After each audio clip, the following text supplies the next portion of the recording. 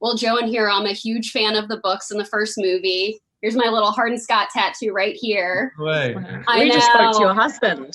Yes, you just talked to him. We both So loved cool. it so much. We were just downstairs and now we're upstairs. Yeah, so my home office upstairs, and you guys were in our Blu-ray room downstairs earlier. But yes, congratulations on the movie. I loved it so much. I've seen it 3 times now.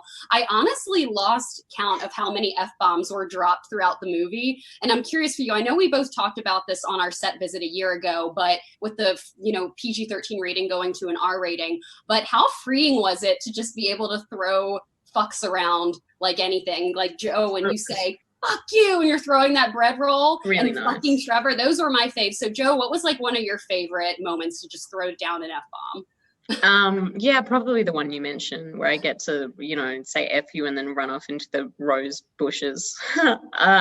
It's very satisfying, and it's really nice to not have to contain yourself and sense yourself in that way. Yeah, Hero, do you have a favorite? Oh, fucking Trevor, probably. Obviously. I mean, imagine if we did the movie and I said frickin' Trevor or fudging Trevor or something.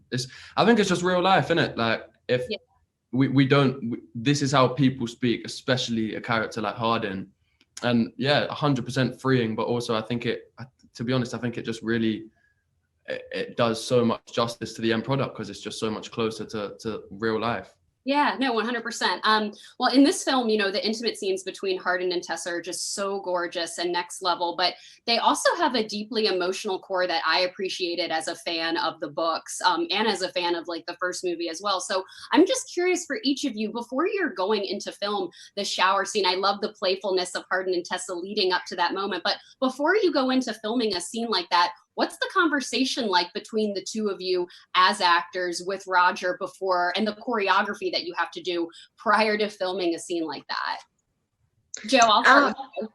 Yeah, well, I think it's different for every scene and it's different for every project. But with this one, you just block out the beats and you block out everything, the hand movements and spinning and this and that and where this goes and how a head's angled, and you go over it so you know what you're going to do, and then you pretty much just block it through right before you shoot, and then you just do it. Yeah. Hero, for you, how many did you have to reapply tattoos kind of throughout that scene, or did they stay on pretty good?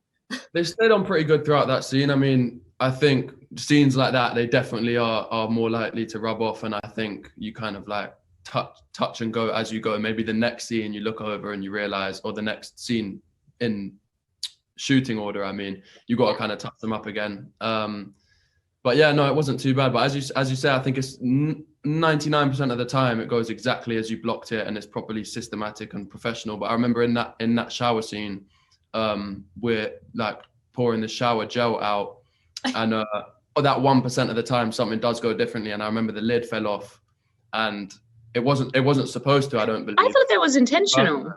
My husband was commenting, and he was like, I wonder if that was an accident, because your expression looked like it was an accident in that scene and you just kept going with it.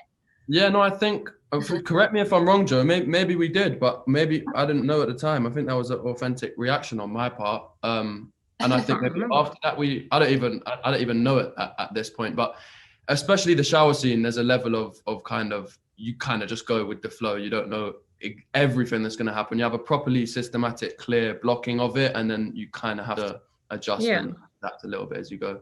Yeah, I have 2 more quick questions for you. In Ken's house, there is a baby picture of little Hero. Is that's actually a baby picture of you? And I'm just wondering how that picture was chosen. Is that an actual picture of you?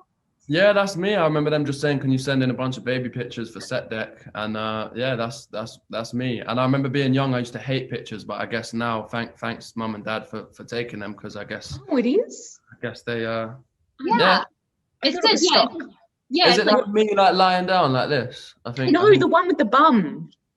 Oh, this is a different photo. Sorry. There's a one with a bum, and then there's one of his face in. Oh, the little baby. Yes.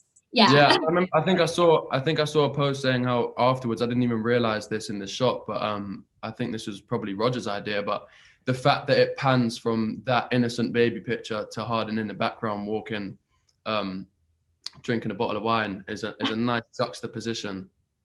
Yeah. Well, congratulations to you both so much. Like I said, I love the movie and like the performances. I mean, just like that scene in New Year's Eve, you guys are just so spot on. The bet scene in the first movie, I think it's like honestly one of my favorite scenes of a movie of all time. You guys are just so great together.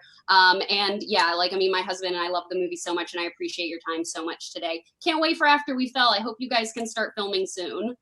Thank you so much. Thank you.